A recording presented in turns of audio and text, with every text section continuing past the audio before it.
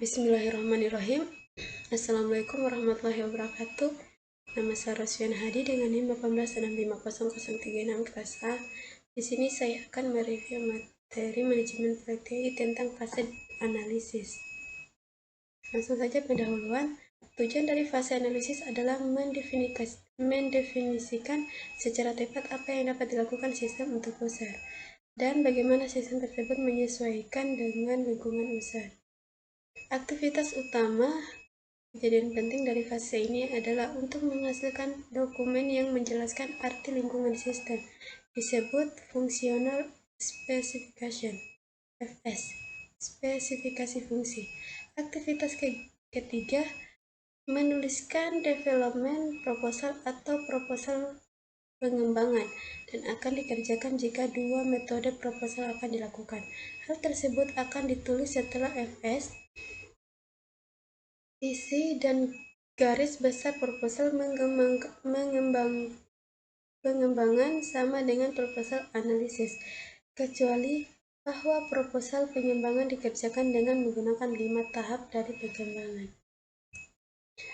Aliran data Jordan atau metode analisis Bubble Chart, data flow atau Bubble Chart method of analysis. Edward Jordan menentukan sebuah metode grafik untuk mendokumentasikan dan mengendalikan proses analisis yang menjadi sangat populer. Referensi 11 berikut ini. Gambar 6.1 adalah sebuah aplikasi dari metode sebuah untuk proyek ABC. Definisian user. Analis bersama-sama dengan user mengembangkan diagram seperti pada gambar 6.1. Mereka mulai dengan membuat daftar semua user yang akan dimiliki hubungan dengan sistem, termasuk user tidak langsung seperti student. Kemudian mereka menggambar garis panah untuk semua input dan output untuk masing-masing user. Garis diberi nama dengan informasi atau data yang melewatinya.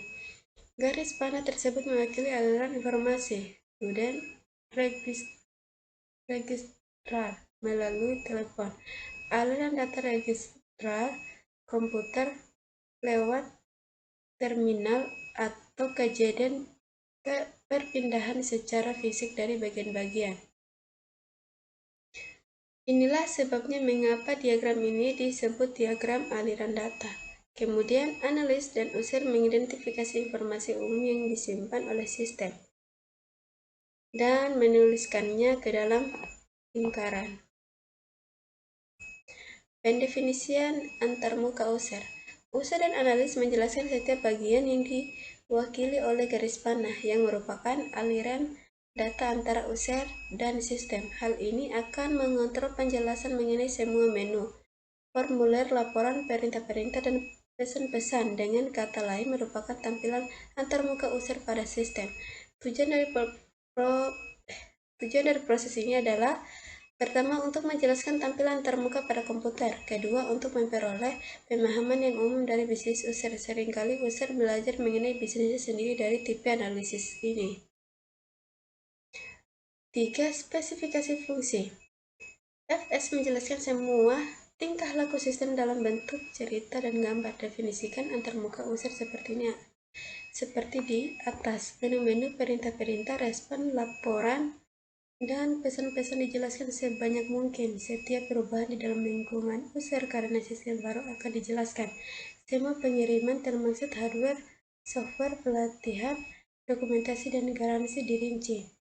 Sebagian tambahan pada proposal, FS juga merupakan kontrak antara user dengan tim proyek. Sejumlah uang yang besar mungkin dipertaruhkan, dan user membutuhkan lebih rinci tentang apa yang dapat diberikan dibandingkan apa yang ada di proposal.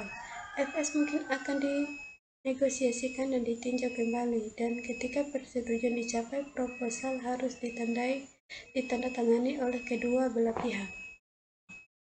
Garis besar FS. 1. Judul halaman, judul fungsi, spesifikasi, nama sistem, pembuatan, dan tanggal. Jangan lupa nomor versi. Dokumen ini akan direvisi. 2. Daftar isi.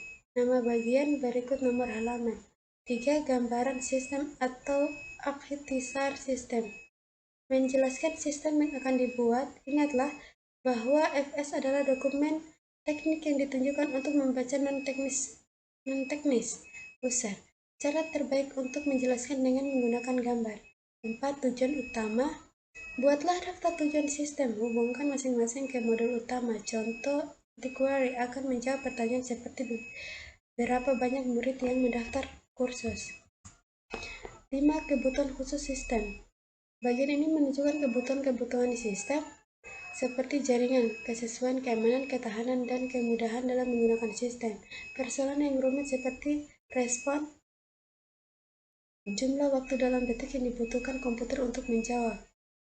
3. Robot, jumlah total pekerjaan yang diselesaikan dalam jangka waktu tertentu, dan growth atau perkembangan kebutuhan sistem untuk beberapa tahun ke depan dapat ditunjukkan di sini.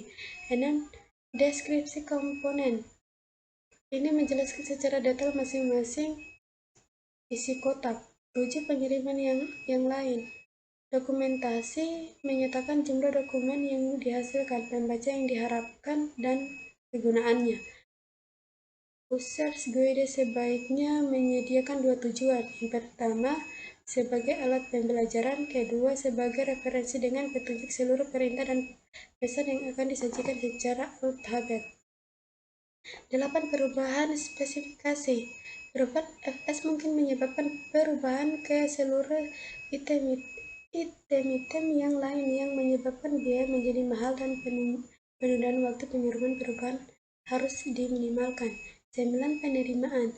Salah satu masalah terbesar dalam dunia software adalah user kadang-kadang enggan untuk menerima dan membayar sistem tersebut. Oleh karena itu, dalam FS kita rinci metode penerimaan dan pengakhirannya dengan baik.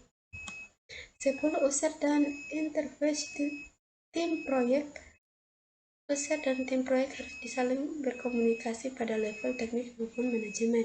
Kebutuhan secara teknik dari user diperlukan saat tim proyek memerlukan jawaban yang tepat dan akurat berbagai pertanyaan yang bersifat teknik. Berbagai pertanyaan ini tidak sesuai hanya pada fase analisis, tetapi akan 11. Tanggung jawab user. Untuk menghemat uang adalah atau jika untuk berharap dilibatkan lebih banyak. Tim proyek mungkin meminta kepada user untuk mengerjakan tugas-tugas proyek, seperti menyediakan data tes, menulis user guide, atau bahkan merencanakan acceptance test. 12. Istilah, kondisi, dan asumsi. Buatlah daftar aturan baru Anda kebijaksanaan yang harus dipatuhi semua orang. 4. Teknik penulisan untuk pembaca non-teknis. Untuk menulis FS yang baik memang sulit sekali. Jika FS menjelaskan sebuah sistem teknis, maka disebut dokumen teknis, tetapi FS ini ditulis untuk membaca dan non-teknis tulisan dari sudut pandangan user. Gunakan terminologinya. Untuk itu, Anda harus mempelajari bisnis user dan bahasanya. Alasan terbesar yang menyebabkan kesalahan pengertian dokumen adalah kata-kata yang memiliki dua arti. Hal yang sama, hindari janji-janji yang sulit untuk dilakukan. 5. Kegunaan lain untuk spesifikasi fungsi. FS yang baik dapat digunakan untuk memperkenalkan proyek kepada anggota tim proyek yang baru.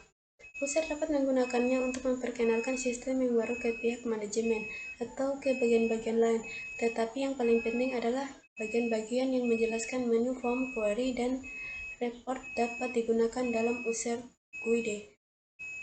6.6 Cache Software Tools. 6. Cache Software Tools untuk analisis. Computer Aided Software Engineering digunakan sebagai suatu paket software tools pada masing-masing fase dari daur hidup sistem. Terdapat beberapa produk software yang mutunya bagus untuk membantu Anda untuk melakukan analisis. Contohnya, Accelerator. Accelerator dapat digunakan untuk menggambarkan data flow diagram, tingkat diagram DFD tingkat tinggi, seperti pada gambar 6.2, kemudian memecah DFD ke level-level berikutnya yang lebih rendah. 7. Meninjau kembali perencanaan. Perencanaan adalah proses pengulangan lakukan perbaikan PPP segala setelah analis dilakukan. Apakah tugas-tugas masih dapat diperkirakan, ditentukan, dijadwalkan, dan diselesaikan? Yang paling penting adalah tanyakan apakah sumber daya yang diperlukan untuk masing-masing tugas masih tersedia ketika dibutuhkan. Berikut ini adalah daftar pendek dari masalah-masalah yang dapat terjadi dalam 3 fase berikutnya. Selama pelaksanaan perencanaan berikutnya, programmer kunci atau perancangan mengundurkan diri, komputer penyimbangan tidak tersedia, peralatan hardware yang khusus tidak ada, atau terwujud tepat pada waktu dibutuhkan, paket software dengan realisasi terbaru, atau hardware tidak bekerja, sumber daya yang disediakan oleh pihak ketiga tidak terwujud. Rencana pelatihan untuk anggota proyek. Ketika akhirnya staf telah diputuskan, lakukan pemeriksaan untuk melihat siapa-siapa saja yang membutuhkan pelatihan. Programmer Anda merupakan calon yang paling memungkinkan. Jadwalkan semua pelatihan yang akan dilakukan pada akhir desain. Mungkin itu saja yang bisa saya jelaskan, lebih dan kurangnya mohon dimaafkan. Saya ucapkan wabillahi taufiq wal hidayah. Assalamualaikum warahmatullahi wabarakatuh.